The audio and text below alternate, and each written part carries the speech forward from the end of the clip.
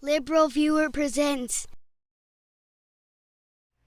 So, welcome to the April 25th edition of LiberalViewer Monday Media Mixup. Thanks for joining me. I'll be using the... How many clips do I have this week? I think it's 11, right? Yeah, 11 best, most newsworthy clips I picked out from the Sunday morning news analysis shows from the big five corporate outlets of ABC, NBC, CBS, CNN, and Fox News, the so-called corporate media here in the United States, for which would be a really informative media criticism and political commentary show for you all today. I am going to be covering the main topic, a big news story of the last week. I've titled the topic, "Can You Believe Democrats Are Losing to This Guy?" And you can see a picture of House Minority Leader Kevin McCarthy in my thumbnail. That's the "this guy" to which I refer. And I actually am taking the title as a reference to a very old political comedy clip from Saturday Night Live back in 1988, which I'll show you without spoiling any more. This is Dana Carvey as George H.W. Bush, Jon Lovitz as Michael Dukakis in their 1988 presidential debate. I will talk about with you a little more after we watch it together over here. You still have a minute 20, Mr. Vice President. Well, sure, more has to be done, but the program is in place. Make no mistake, we are doing the job. So let's just stay the course and keep on track. Stay the course. You still have 50 seconds left, Mr. Vice President. Well, let me just sum up. On track, stay the course, 1,000 points of light. Stay the course. Governor Dukakis, rebuttal. I can't believe I'm losing to this guy.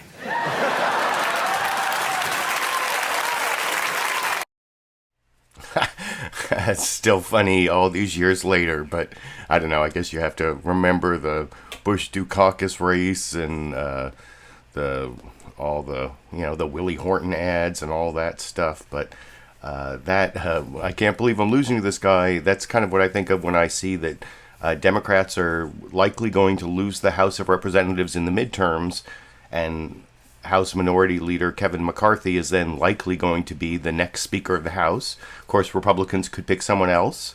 Democrats could actually not lose the House. All those things could happen, but as of right now, looks like Democrats are losing to that guy. And there was a big story about him, about his incredible hypocrisy around the January 6th insurrection, and then total dishonesty about what he said at the time. And instead, I'm going to show you all the main news summaries at the end of the program this week, a little bit different. I'll show them from longest to shortest. The last 5 clips will be those 5 news summaries. But I'm going to start with my main topic, the big story about Kevin McCarthy. And I'm going to show you 4 newsmaker clips after I show you a brief news summary. It was CBS News Face the Nation kind of summarized what happened with Kevin McCarthy last week. And it was CBS News Face the Nation's anchor, Margaret Brennan, with their, I think, chief election correspondent, I think is his title, Rob Costa. And so I will talk about that clip a little more after we watch it together over here. Democrats aren't the only ones facing challenges within the ranks this week. House Minority Leader Kevin McCarthy remains on the defensive, denying that he'd considered urging former President Trump to resign after the January 6th attack on the Capitol. But audio tapes reveal him talking about doing just that. Our Robert Costa reports. I've never asked the president to resign and never thought he should resign. The House Republican leader's second denial came Friday night after leaked recorded phone calls verified McCarthy telling colleagues shortly after the Capitol attack that Mr. Trump had acknowledged bearing some blame for it. He told me he does have some responsibility for what happened. The conversations were released by the authors of a new book, This Will Not Pass, who reported on the internal party discussions. I've had it with this guy. McCarthy said he was considering asking Trump to resign in light of potentially being impeached in the Senate. And the only discussion I would have with him is that I think this will pass, and it would be my recommendation you should resign. I mean, that would be my take, but I don't think he would take it. McCarthy had called the Times reporting totally false and wrong. That is, until the audio was released, catching McCarthy flat-footed. But Trump told the Wall Street Journal on Friday that McCarthy remains an ally. And we want to turn now to Robert Costa. Bob, is there going to be any consequence for this? Inside of the House Republican Conference, his rivals are watching this episode very closely. But based on my reporting, McCarthy is in line to hold the Speaker's gavel should Republicans win the majority. Democrats still believe they have a chance, though, of winning the majority, and they're watching this all very closely. They would still like to see him speak to the House Select Committee investigating January 6th. Any chance of that? At this point, McCarthy has defied the committee at every turn. A very little chance of that, but the committee still probing other House Republicans as well. So that was a pretty good report from CBS on what, basically Kevin McCarthy lying and then getting caught because what he said was on tape, apparently taped by some other Republican. Some people are saying it's Elise Stefanik who may have been the one who taped him, although that hasn't been revealed. The reporters writing the book did not reveal that. But I'm now going to show you 4 different Republicans responding to this news, probably from, I think, most honest to most dishonest. At least the 3 regular news channels that I'm showing first, they refer to this as a lie. All 3 of them at least refer to what Kevin McCarthy did as a lie, because he lied that he didn't say it and then he got caught. I suppose maybe he misremembered, and that's the most charitable explanation, and you'll hear it from Senator Roy Blunt, who you would think would be the most honest because he's leaving the Senate. He's ending his political career apparently, and here he is talking to Kristen Welker, who was in as the host of NBC News' Meet the Press on NBC yesterday.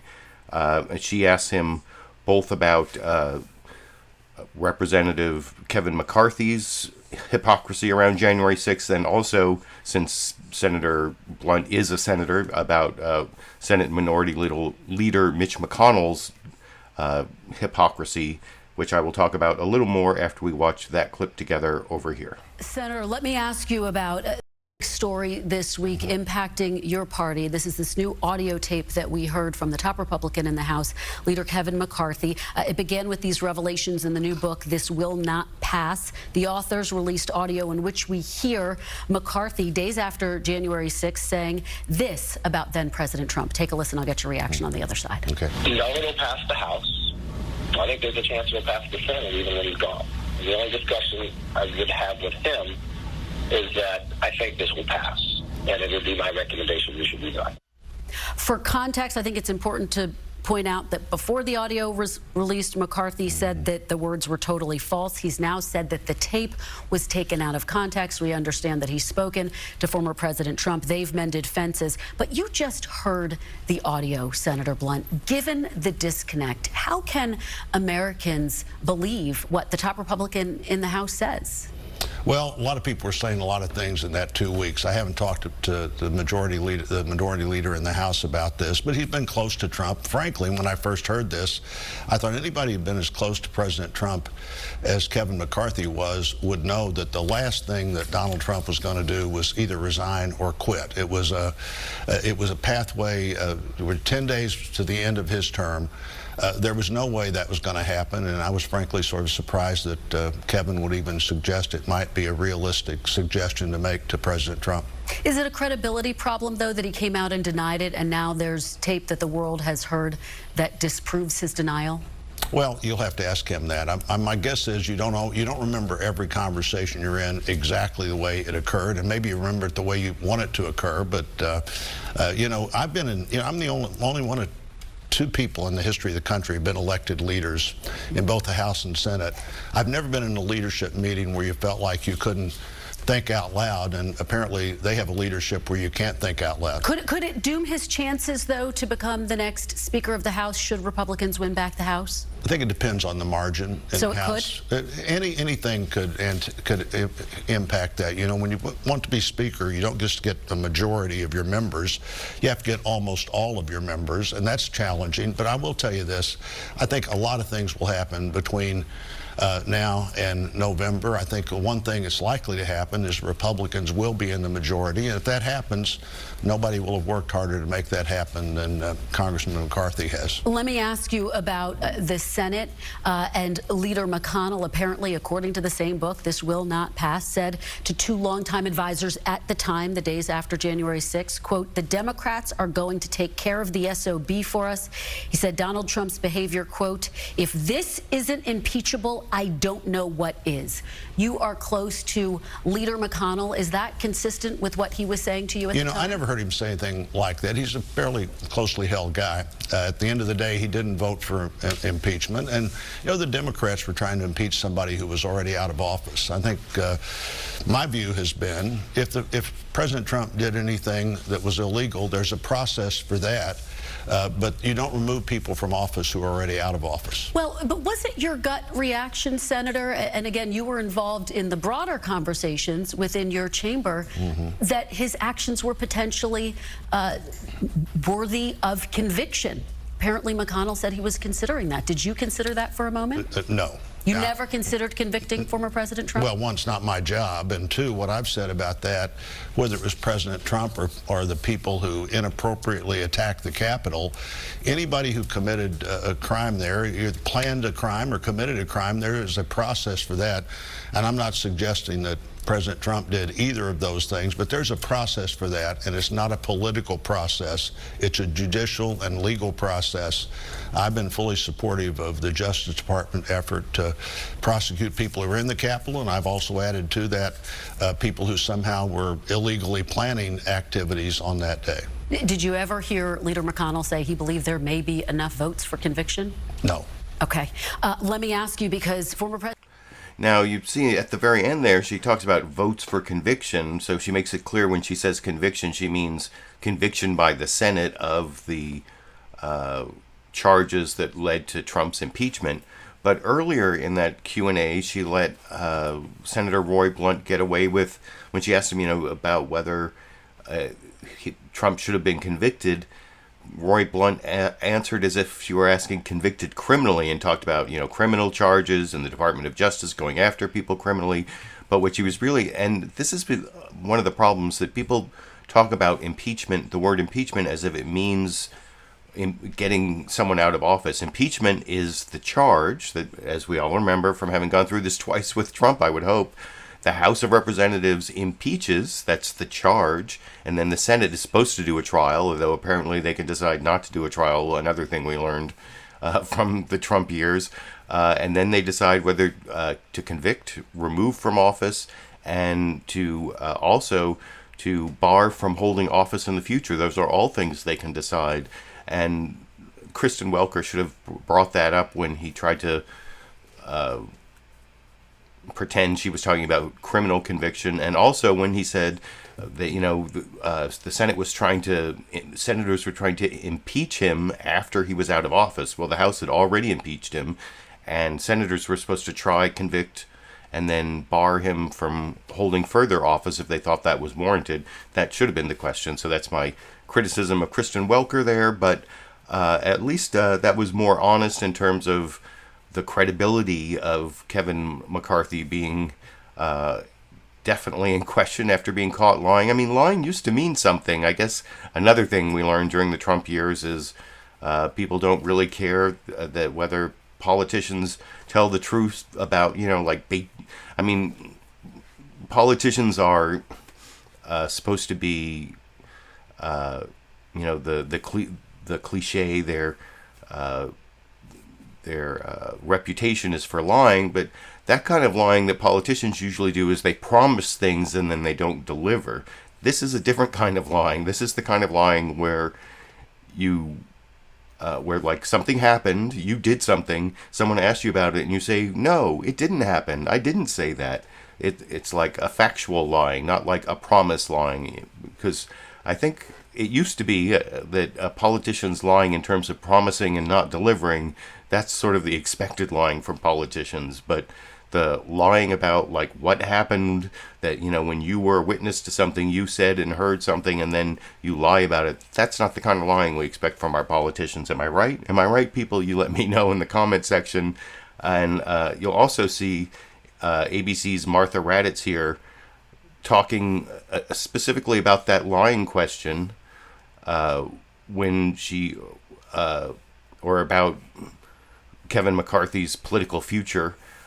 This is sort of a newsmaker. It's Martha Raddatz as the co-host of ABC's This Week with George Stephanopoulos, asking the opinion of Chris Christie, who I guess has an outside chance of running for president again, or like trying to lead the resurrection of the post-Trump Republican Party. Who knows? That's why I put him in this newsmaker, rather that he's really a pundit on ABC, but I put him in this newsmaker role because he is in some ways an important Republican. I don't know. Is he still? You can let me know what you think in the comment section as we watch that clip together over here. Working with President Trump recently. Did you speak with him last night? I know. I spoke to him twice today. I just spoke to him an hour ago. I never asked President Trump to resign. We both talked about that. You spoke with him about resigning? No, let me be very clear. You mistook. I have never asked the president to resign. So what the book said was not true. I never asked the president to resign. House GOP leader Kevin McCarthy responding to those audio recordings of him saying he would ask President Trump to resign after the January 6th riots. Here to discuss that and much more, former DNC Chair Donna Brazile, Chief White House Correspondent Cecilia Vega, New York Times White House and National Security Correspondent David Sanger, and former New Jersey Governor Chris Christie. Welcome to all of you. And Chris, I'm going to start with you. That was clearly the big story of the week. New York Times, the leaked audio, McCarthy talking about the prospects Donald Trump would be impeached after January 6th. Let's listen. No, it'll pass the House. I think there's a chance it'll pass the Senate even when he's gone. And the only discussion I would have with him is that I think this will pass, and it would be my recommendation we should resign. Of course, McCarthy adamantly denied he said anything like that, and now is kind of parsing words. What's your reaction? Well, listen, I can't ever get out of being the former prosecutor, so I listen to the tape instead of listening to the coverage. And it seemed to me that what happened was he gets asked about the 25th Amendment. He starts going through it, and he gives his prognostication that, if the Senate is going to convict him, then I would tell him to resign. Well, I think that's pretty smart advice. If the Senate was going to have the votes to convict him, he should resign rather than be convicted by the United States Senate. It's the same advice Barry Goldwater gave to Richard Nixon, and he left. So, but I think it's clear the call was never made. McCarthy says he never made the call and told him to resign. Trump, in an interview I read in the Wall Street Journal this weekend, said that he never got any such call from McCarthy. So I think, as often happens with these things, things got conflated, and we need to separate them out. There's no doubt that McCarthy was angry. There's no doubt that McCarthy, as he said in the tape, was through with Trump on this conduct on January 6th. But I don't think he told him to resign. I think he said if the Senate's going to convict him, then he should resign. And that was probably the advice he should have given him if they got the votes in the Senate. Okay, but take off your prosecutor hat and put on your political hat. This reverberated through Washington this week. Does it hurt him? No, I don't think it hurts him. And the reason I don't think it hurts him is because, first off, voters don't care. I don't think any voters are going to care about this in terms of the way they're going to vote in their individual House races. And in the end, all Kevin McCarthy cares about is getting to 218 or above after the elections in November. And then he'll worry about how he handles getting the votes he needs to become the speaker. And we're sitting here now in April. Believe me, I don't think this is what we're going to be talking about in late November when they're going to have a vote on the speakership. Donna, do you think it matters? Absolutely. I don't know. That take is a little more cynical, I guess, but it's still, I mean, he talks about in the second, or in part of the answer, how Kevin McCarthy was disgusted with Trump and was through with that guy, but then didn't really, I mean, doesn't that kind of contradict the big flip-flop? I mean, it's a political flip-flop, and he definitely lied about what turned out to be on that tape.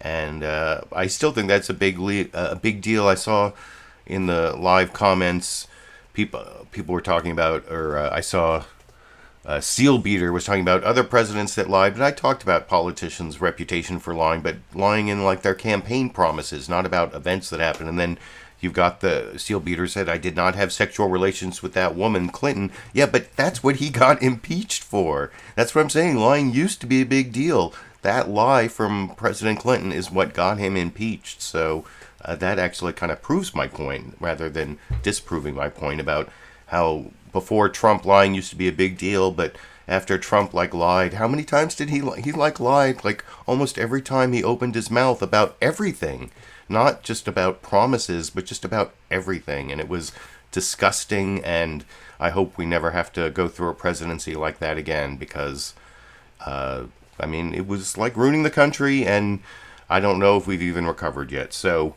I'm going to move on to the next newsmaker clip here. This is CNN's Dana Bash, who she's talking to Victoria Spartz.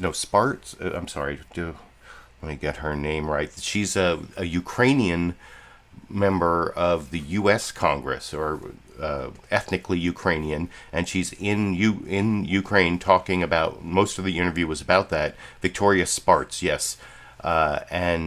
But she's also a Republican from Indiana, and so Dana Bash asks her about it, and some of her answer here I think is a little disingenuous. I don't know. She's like, I don't know anything about that, which maybe she doesn't. But some of her rationalizations I don't think are as good as the ones you've heard from previous Republicans, but I'll talk about that a little more after we watch that clip together over here. Congresswoman, we've been talking about protecting democracy abroad where you are in Ukraine, but I do want to ask about a different kind of threat to democracy here in the U.S. An audio copy of a call that Kevin McCarthy had with some of his colleagues was obtained by the New York Times, where he shared some strong feelings about President Trump about what happened on January 6th. This call happened just days after the attack. Take a listen. The only discussion I would have with him is that I think this will pass, and it would be my recommendation we should resign. He went on to say in another call that he, quote, had it with this guy. He's your leader of your Republican caucus. What's your reaction? Well, I think, we'll have a lot of politics, and I think, election going to come, and we'll do all these different debates, but I'll be honest with you, Dana, we need to really deal with serious issue right now. We have war in Europe, we have serious situation on the border, and it's going to turn in catastrophe, and this is if we lift Title 42. Let's work on serious issues. I know there is a lot of politics, a lot of drama, and I'll tell you one thing, our Republican Party is a very diverse party, and we have a diverse opinion, which is good. We don't have a top-down approach, so we have to have debates about issues and ideas. I think it's healthy. So I think, let's sort it out politics, but I really want us to figure out how we can find some common ground to work on issues, and even maybe on bipartisan basis, because we do have serious issues. And that's absolutely true, but one thing that's not a policy debate is the question of telling the truth, and it doesn't seem that he did. Does that bother you, particularly on something as grave and as important as what happened on January 6th? Well, I think they need to explain. I don't know. I don't know the preview of their personal conversation. Who said what? I think, our leader McCarthy and President Trump, they need to do explanation of what's happening and explain what's happening. I wasn't there. I didn't hear it. There is a lot of things people try to spin. So I'm not going to be commenting, but I think they should discuss what's happening and send, and explain what it was and why it is. But ultimately, people have different opinions. People change views. That's okay. That's a part of political process, to communicate and have different views and learn about the issues and maybe change sometimes opinions and have debate and deliberation. That's very healthy. So it's not necessarily people maybe not tell the truth, but people can change an opinion based on learning about circumstances. So I wasn't there, but I tell you one thing, that I was very surprised. I was in the chamber on January 6th, that after we had breakthrough in the chambers, that it took us almost an hour before Nancy Pelosi stopped the session.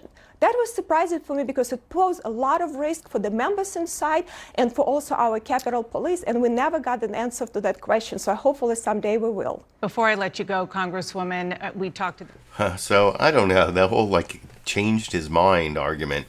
It's kind of worse than the ones you heard earlier from Roy Blunt, and the one that you also heard from who's the other person that the Chris Christie. Chris Christie and Roy Blunt. Roy Blunt was kind of saying that maybe he didn't remember the conversation that way, and then Chris Christie was saying, well, he was going over hypotheticals, and what he would do, but there was a lot more to it than that. He did say, like I said, after Chris Christie's comment, he's through, and he's through with Trump. We got to get rid of this guy, and he's responsible for the January 6th insurrection. But Victoria Spartz there, she's like, oh well, he like learned more facts and changed his mind about January 6th. That doesn't seem likely, and I don't know. That is now the last of the actual journalistic news programs. I'm going to show you now. This is like a big reveal on Fox News. They said that what McCarthy said and what was on the tapes didn't match. He was contradicted by the tape. They don't really say he didn't tell the truth, like you saw in all the other news programs. And it's kind of a softball question to Representative Mike McCaul over on Fox News Sunday. From they're rotating the anchors. Chris Wallace left to go to CNN Plus, which apparently doesn't exist anymore. I wonder where Chris Wallace is going to end up now. I assume he's not coming back to Fox News Sunday. They're still going through their rotating hosts. Sandra Smith this week, and I will talk a little more about her softball question to Representative Mike McCaul, Republican from Texas, about Kevin McCarthy after we watch that clip together over here. On it in the fall. And you mentioned Kevin McCarthy and a new book, of course. Big news this week. 2 New York Times reporters reporting Senate Minority Leader Mitch McConnell and Kevin McCarthy discussed urging President Trump to resign after the January 6th insurrection. McCarthy has denied that, but new audio proves otherwise. Listen. I'm seriously thinking of having that conversation with him tonight. I think this will pass, and it would be my recommendation we should resign. That would be my take, but I don't think he would take it, but I don't know. Can Kevin McCarthy still lead your conference, sir? Yeah, absolutely. I think Kevin is in very good shape. In fact, the president came out saying that this is not going to endanger his relationship with Kevin, that he's strongly supportive. You have to put it in the context of when it was given. This was literally right after January 6th. It was a very dark day. It was a very shocking day. A lot of emotions flying high. What Kevin was doing is gaming out various options that, hey, what if he got impeached in the House and then the Senate convicted? Would it be better for him to resign prior to that? But the fact is he never had that conversation with President Trump. President Trump said yesterday that he fully supports Kevin McCarthy for Speaker, as do I. Kevin has put one goal and one goal only in his mind. That's taking back the majority. And I've been with him to Israel, just got back from Ukraine and Poland and Romania. He's very astute in his grasp of the knowledge. He has worked tirelessly to get the majority back. I can tell you the support in the conference is very strong for him, and this is a little Beltway bubble blips, if you will. I don't think it's going to have any long-term consequences. I do believe we're going to get the majority back, hopefully 40 seats. Kevin will be the next Speaker of the House. He will work well with President Trump. And even when I was in Poland and Warsaw, they were talking on the phone a lot. So I think this is one of those inside Beltway things. When I go home, Sandra, no one talks about this. All they talk about is gas prices, inflation, this war in Ukraine, what is happening. And the border is the #1 issue in Texas. All right. Well, we appreciate you coming on and responding to all of it. Thank you. So there's the softball, and nobody cares about whether Kevin McCarthy lied about the facts, I guess. And he was just gaming out scenarios. But yeah, I guess he never asked Trump to resign. That I didn't really expect him to, because he's like a political weather vane. He really doesn't have much in terms of principles. I talked about Kevin McCarthy last week. I had a clip of him. That was the last newsmaker clip I showed last week, where he made like a whole bunch of specious arguments, and the Fox News host last week let him get away with it. And I talked about how he's not that bright, how he's a congressman here from California, from the Bakersfield area, and he actually didn't start off as a rock-hard conservative, but he's like moved that way as it's become, necessary for his rise to the speakership. One thing, Donald Trump could totally screw him. I've heard some people talk about Donald Trump being the Speaker of the House if the Republicans take over the House in the midterm elections, because what some people don't know is the Speaker of the House gets to choose their Speaker, and it doesn't have to be a member of Congress, a member of the House of Representatives. They can choose anyone they want as Speaker of the House. I don't know if it's ever happened. I don't think it ever has happened that someone who wasn't a member of the House was chosen as Speaker of the House, but I've heard people talking about that scenario where the Republicans take over the House of Representatives and name Donald Trump Speaker of the House. And then I've also heard some speculation on the news shows. I think I've seen it a couple times on the Sunday show with Jonathan Capehart. They had some former Republicans on predicting that Representative Jim Jordan of Ohio is going to be the next Speaker of the House, and that would be pretty shocking. And I think I talked about that way back several months ago when that came up on the Sunday show. But anyway, that is the last of the newsmaker clips on my main topic. And like I said at the beginning, I'm going to do the show a little differently and now give you all of the news summaries from longest to shortest.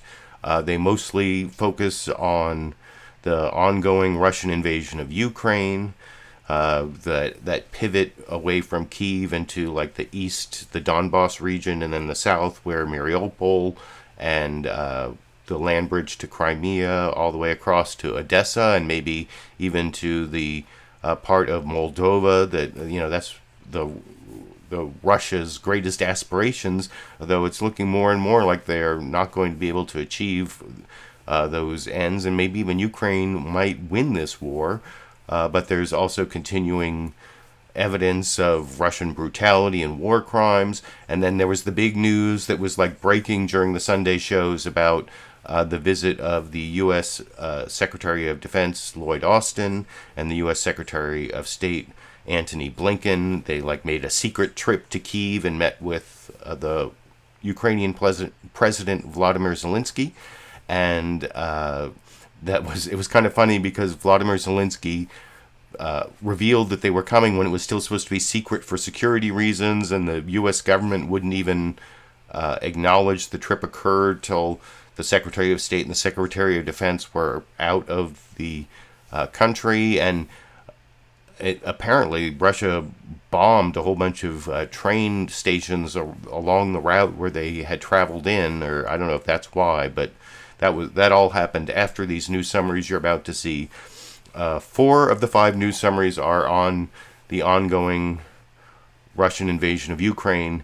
Only one doesn't match the others. Which one, I wonder? Which of the news stations do you think, instead of starting the program discussing the ongoing war in Ukraine, decided to report the biggest story being ongoing crises with the Biden administration, the crisis at the border, inflation, gas prices, and Ukraine's in there somewhere?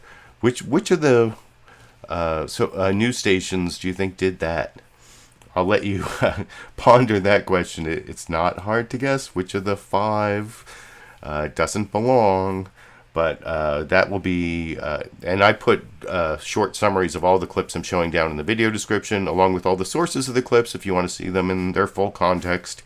Here, I'm going to start with the longest one, ABC's This Week with George Stephanopoulos, Martha Raddatz, and then their reporter in Kyiv, James Longman. I think the first 2 are probably the best.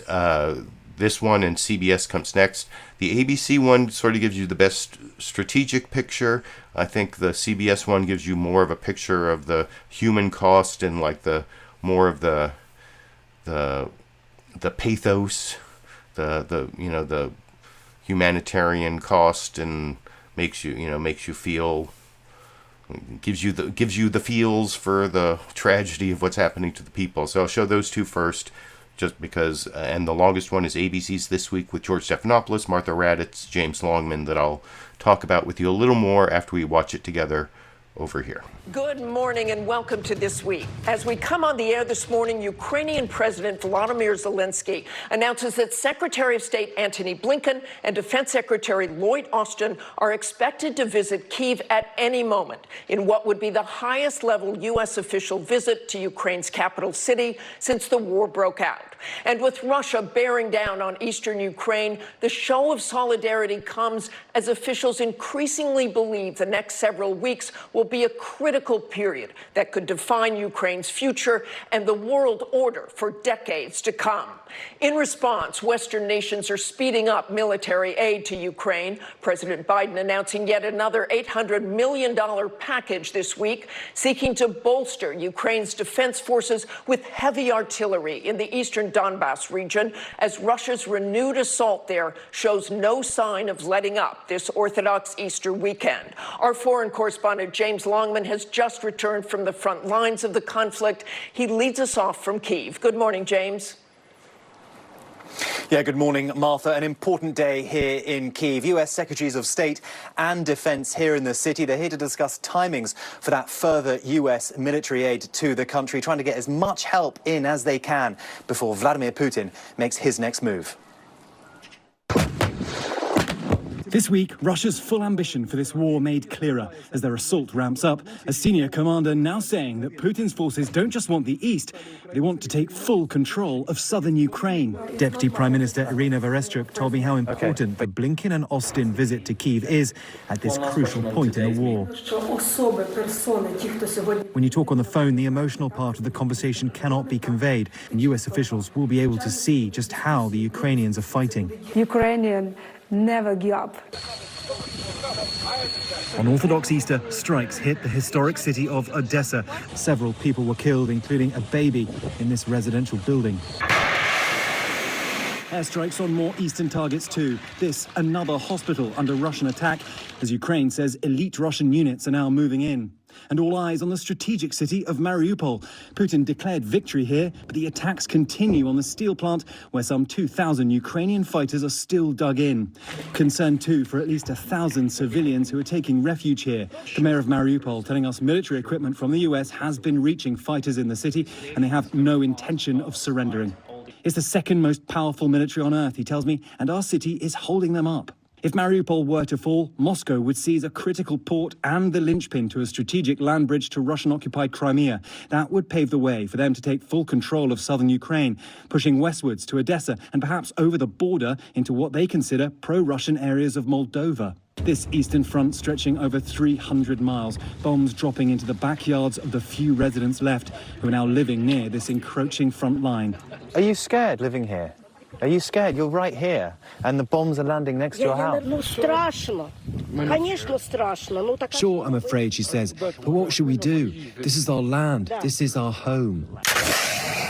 Now, 2 months into this war, and President Biden is sending another massive military aid package, committing $800 million in new security assistance, which includes 72 long-range howitzers, military support vehicles, 144,000 artillery rounds, and 121 tactical drones. Biden clearly overcome on the impact this war has had on the Ukrainian people. It's an absolute outrage. The idea this is happening, approaching the second quarter of the 21st century, is just... New satellite images from outside the city show what may be evidence of hundreds of murdered civilians in mass graves. But some are getting out. After living underground for 25 days, 79-year-old Vitaly fled with his granddaughter. His bus was stopped repeatedly by Russian checkpoints, he says, soldiers intimidating and humiliating those on board. Russians were taking your fingerprints. Grabbing me by my hands, by my neck. President Zelensky has warned that this is only a preview of Putin's ambitions. The Russian invasion of Ukraine was intended only as a beginning, he said. Then they want to capture other countries. For now, Russia and the world focus on Mariupol, Odessa, and the rest of southern Ukraine. But Russian success there will impact any potential peace settlement and could end up reshaping Europe's borders. Now, Ukraine's Deputy Prime Minister also told me that she hopes that the US delegation will put pressure on Europe to make them understand that Russia has every intention of cutting Ukraine off from the Black Sea. Martha? James Longman in Ukraine, thanks so much. And we are joined now by Yevgenia Kravchuk, a member of Ukraine's parliament and close ally. And I don't have a clip of that interview from the Ukrainian parliament member, but at the link down in the video description, you can go watch all of ABC's This Week with George Stephanopoulos. The source of all my clips is down in the video description. Like I said, I thought that news summary was strongest in terms of giving an idea of the strategic situation, the pivot that Russia, is withdrawn from the Kyiv area, as I've been talking about for weeks now, and is trying to do this pivot into the Donbass region, and then the southern land bridge from Crimea through Mariupol to Odessa, and then possibly even into Moldova. You heard James Longman talk about that. That is like a big question, and that's what we're going to find out in the next several weeks.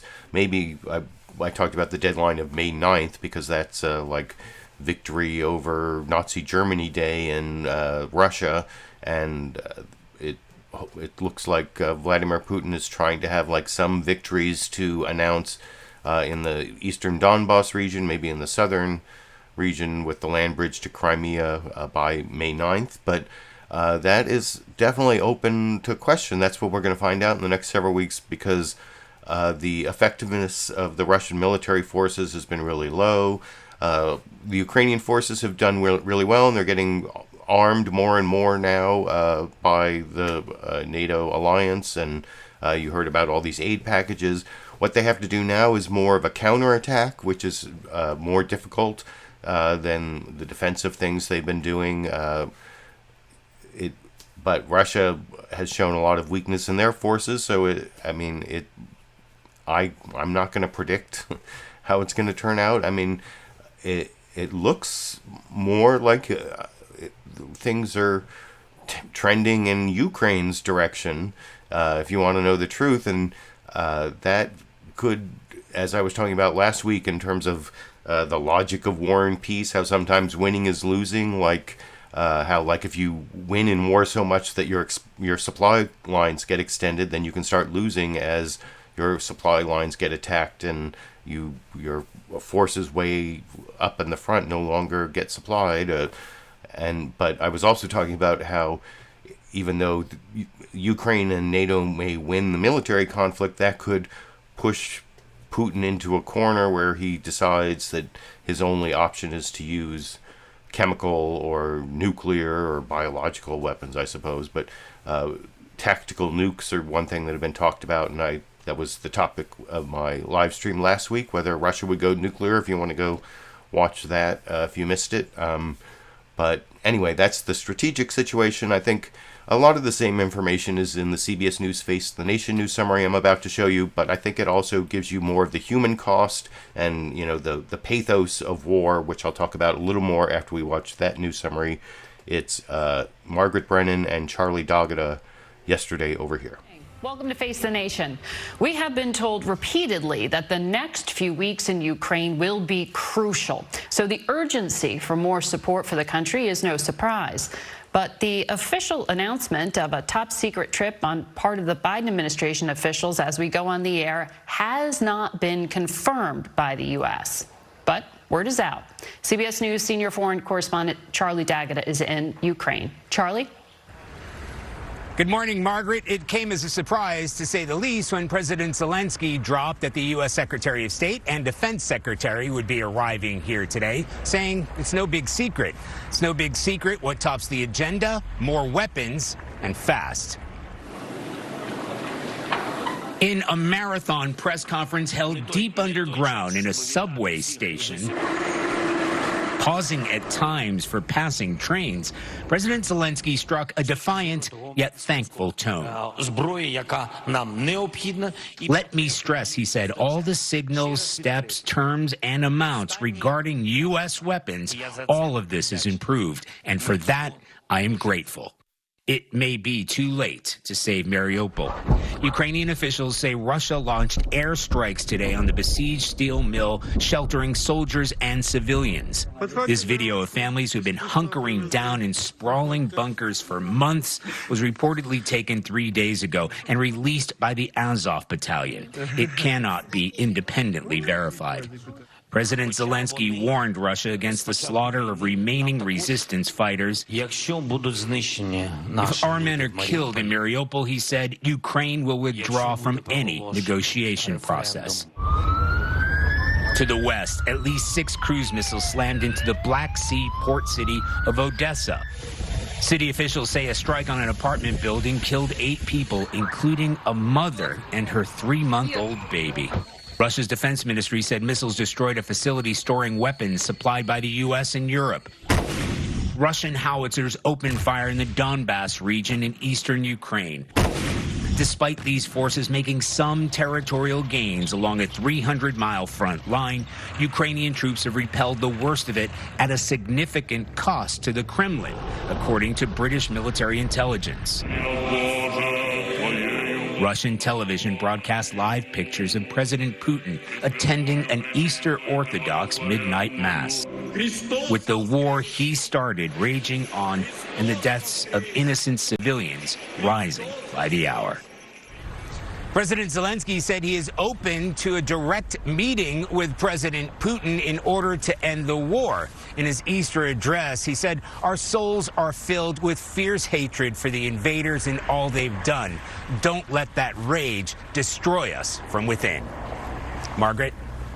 Thank you, Charlie. We turn now to CBS News national security correspondent David Martin. Good morning. Good to have you here, David.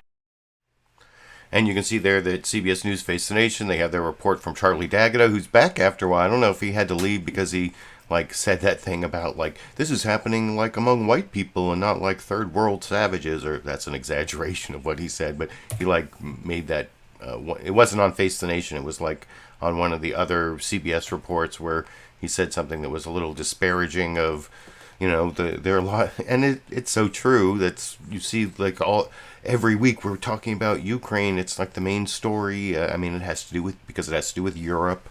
It has to do with NATO. It involves a nuclear power that could resort to nuclear escalation. So those are all things that make it more newsworthy. But there's the war in Yemen. There's wars going on all over the world. Syria, Africa.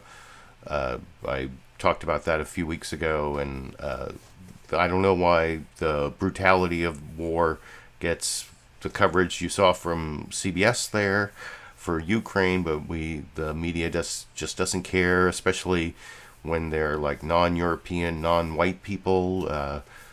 Draw your own conclusions on that. I'm going to now move on. Before I get to the next news summary, I did want to thank the Super Chat contributors I've seen so far. I've gotten 3 Super Chat contributions, which I actually took a screenshot of here.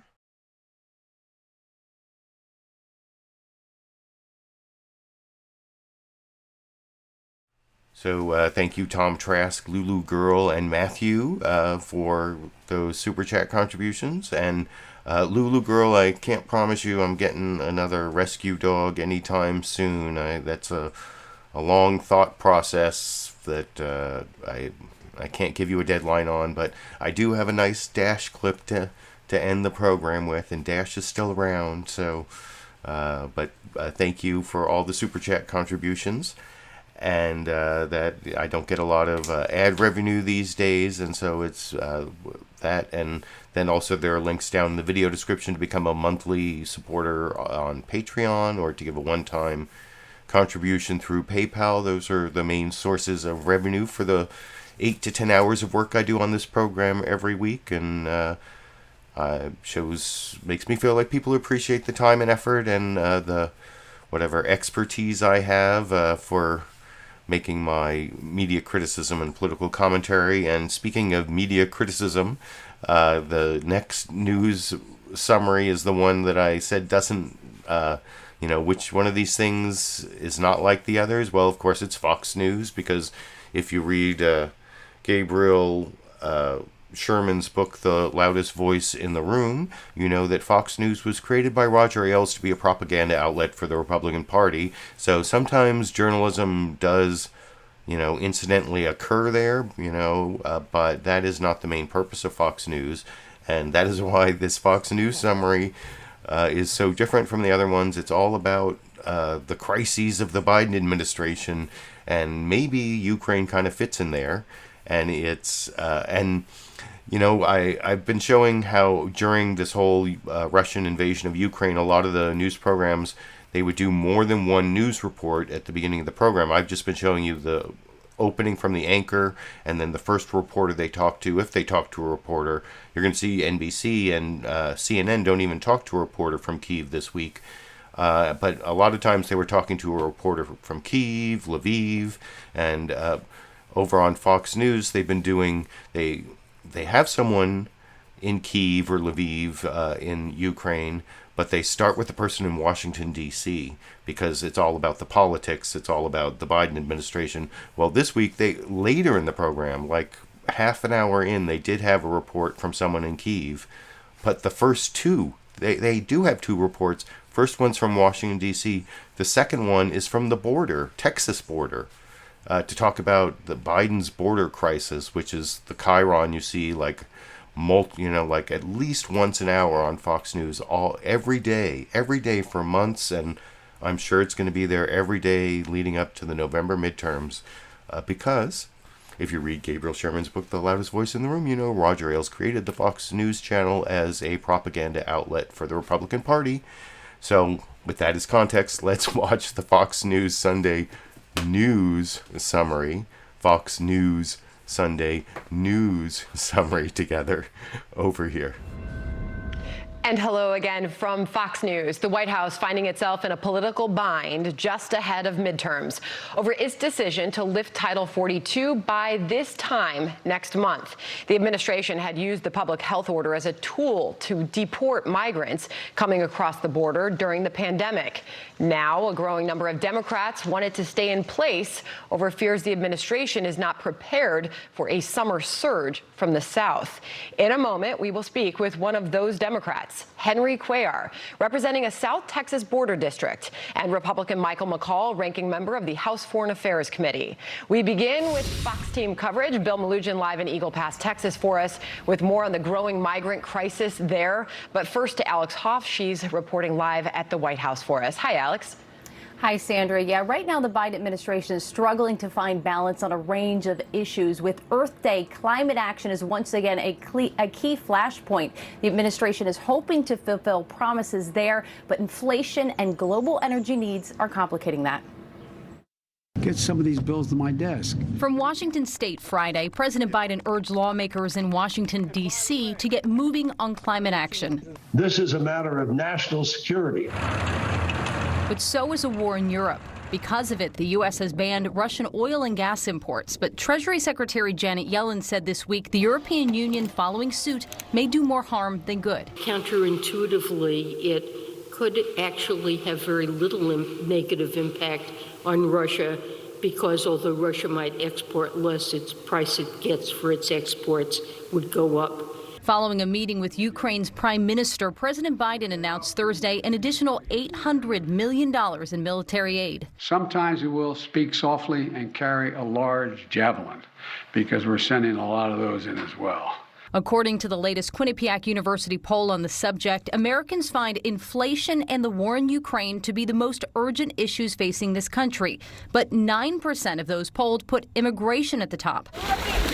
The Biden administration is standing by the decision to drop a Trump-era public health measure called Title 42 that allowed the U.S. to expel migrants to their home countries during the pandemic.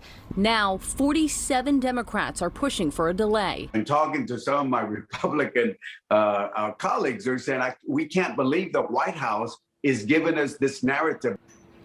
So concern clearly extends beyond border states. You have Democrats in highly competitive races right now who simply do not want the president's immigration policy to work against them. Sandra? Alex Hoff, thank you. Reporting live from the White House for us. Alex, thank you. Now let's turn to Bill Melugin on the border in Eagle Pass, Texas. Bill? So there you have it. Like I said, first the person from D.C., then the person from the border, because that's where Fox News is focused. At least Alexandria Hoff there called the people who are being expelled under Title 42 migrants. But the one fact you didn't get there was that they're asylum seekers. Title 42 and asylum seekers are not illegal immigrants, by the way. It's legal to come to the United States and request asylum.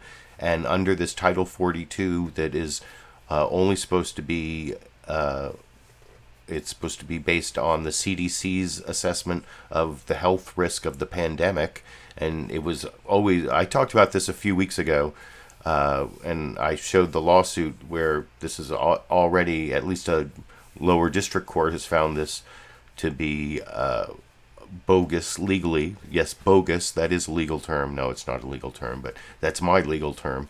And so that should have been reported on better in the Fox News Sunday news summary there, and just the choice of topics compared to all the other news summaries. I think the juxtaposition of what Fox News reported on at the beginning of their Sunday news show compared to the other four kind of makes my point for me. So I'll move on to the next one. This is CNN's State of the Union. Dana Bash starts off letting us know what is the State of the Union. She actually, I think, talks about inflation a little bit at the end, but it's kind of her transition to the Elizabeth Warren interview that I don't have a clip of, but I'll talk about maybe briefly again after we watch the brief CNN State of the Union news summary from yesterday together over here. Hello, I'm Dana Bash in Washington, where the state of our union is turning its eyes towards Kyiv. Today, the U.S. Secretaries of State and Defense are outside the wire. That's according to Ukrainian President Volodymyr Zelensky. The pair are on a high-stakes diplomatic trip to meet with him in Kyiv. Zelensky caught the U.S. off guard Saturday when he announced the visit and warned that U.S. officials should not come, quote, with empty hands. On the battlefield, fighting is disrupting the Orthodox Easter holiday. In Odessa, a strategic port city, the mayor says Russian shelling killed at least 8 people, including a 3-month-old infant and her mother, as Russia reveals its goal in Ukraine is to take full control over southern Ukraine and the Donbass region. And 2 months in, the reverberations of Putin's war are contributing to an already difficult economic situation here in the U.S., where inflation is now above 8%. President Biden is trying to blame Vladimir Putin for high gas prices, but our first guest this morning says Democrats are going to need to address the concerns of Americans or face consequences at the polls. Joining me now, Democratic Senator Elizabeth Warren of Massachusetts. And Elizabeth Warren was on a couple of the programs. I didn't take any of the clips from her. She, down in the video description, I think she was on CBS News' Face the Nation, I'm pretty sure, and you can see that entire program on split into segments on their YouTube channel at the link down in the video description under sources. CNN State of the Union, I don't know if to watch the whole program for free, I think you may have to have like a cable provider or an account or wait a week, or some of them you can immediately watch. But anyway, you can watch the Elizabeth Warren interviews if you want to, even though I don't have a clip. And like I said, I think the reason that Dana Bash mentioned the inflation part of her introductory news summary wasn't for the reasons you saw on Fox News. I mean, not that inflation's not a story. I even covered it as like one of my main topics a couple weeks ago, but not in the way Fox News did it. She did it more as a transition to the Elizabeth Warren interview. And then the final news summary I'm going to show you, the shortest one, I guess. Kristen Welker doesn't have a package. Usually Chuck Todd would be on and he'd have the biggest, longest package, which is the pre-recorded news summary. Chuck Todd comes on and does his live introduction, and then he goes to his pre-recorded video package. But Kristen Welker, no package. So shortest news summary, which I will talk about with you a little more for the final news clip of the program today over here. Good Sunday morning. I'm Kristen Welker, filling in for Chuck Todd. While Russia's grand military ambitions may have failed, Vladimir Putin's ability to cause massive destruction and suffering remains undiminished and apparently unsatisfied. Russia launched missile strikes yesterday in a residential area of the port city of Odessa, which until now had been largely spared. Satellite imagery has captured evidence of what appears to be a massive gravesite outside of Mariupol, the latest sign of what could be Russian war crimes.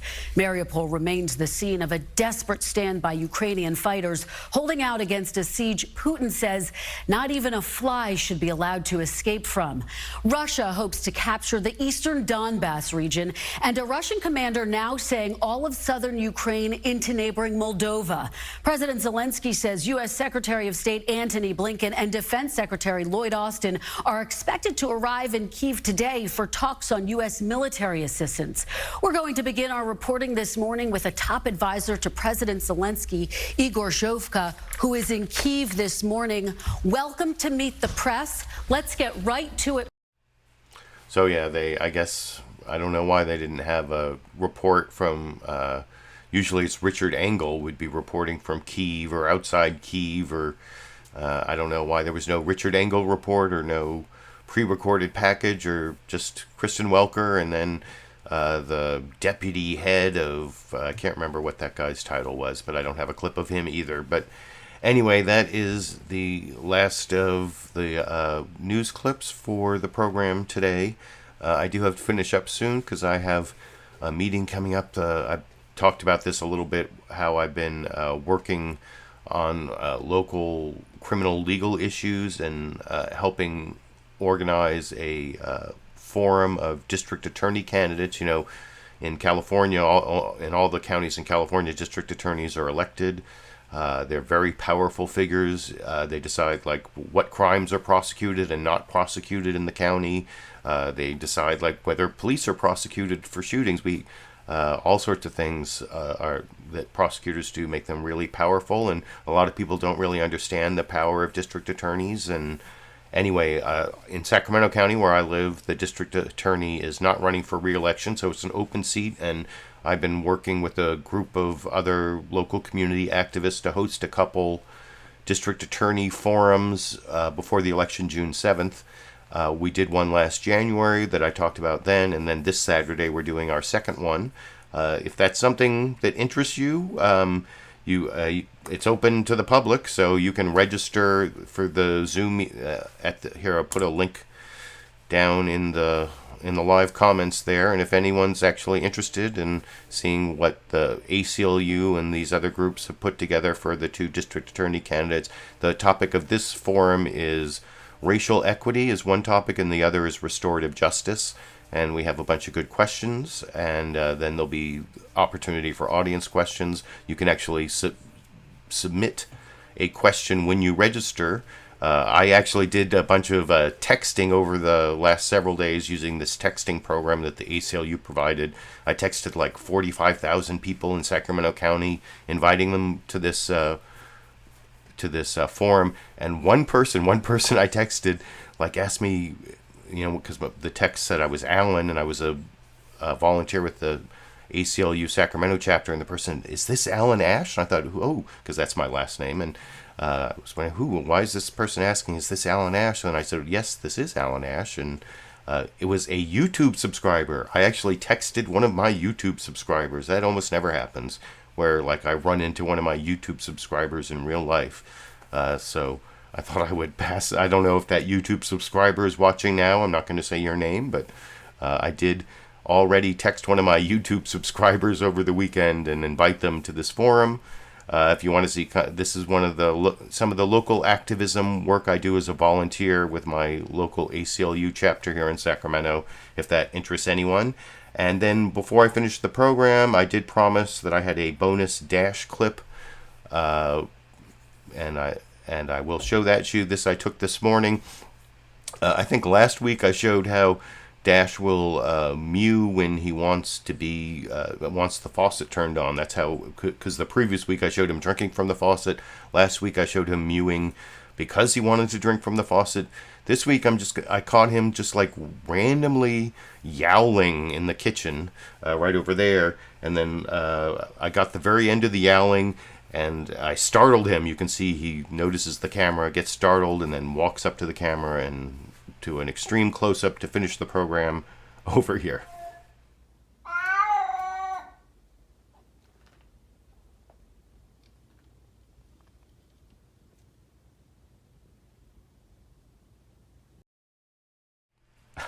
And there you go, the bonus dash clip to end the program. I hope you appreciated the time and effort I put into creating this live stream with my political commentary and media criticism. I will be back next Monday and every Monday, at least through the November midterms. So I hope I'll see you all the way through the midterms, and who knows beyond that. And I guess until next Monday, or I have some other reason to upload a video, I will be seeing all of you around the internet.